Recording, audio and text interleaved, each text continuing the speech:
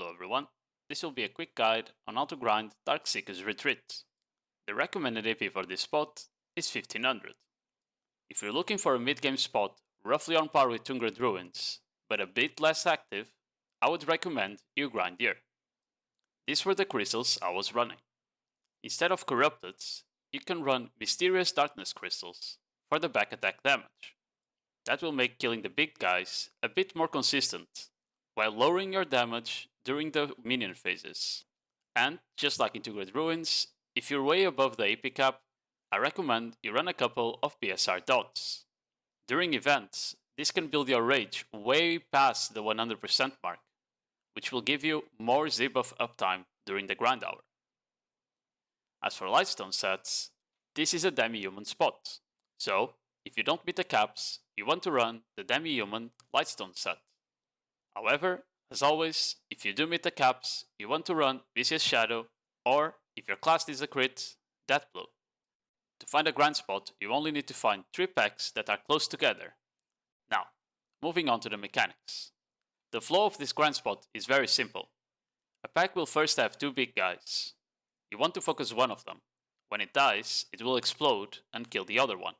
When both of them are dead, a wave of small enemies will spawn in their place. You then kill the small wave and move on to the next pack and repeat the process. Why this spot can get weird is the fact that there's 3 different types of events that you can spot. Those are normally known as the small events, the bosses, and the tides. The small events will get the message, "You hear the prayers of eternal darkness drawn near." This will summon 4 waves of mobs on the current pack. The event doesn't despawn if you move away, so the recommended strat is to move on to the next pack and just kill the event the next time you come around. This event will boost your trash loot by around 100 to 200, so they are not very significant. The boss events will be accompanied by the message, "You sense powerful dark energy." Just like in the small events, you should move on to the next pack and do the boss the next time you come around.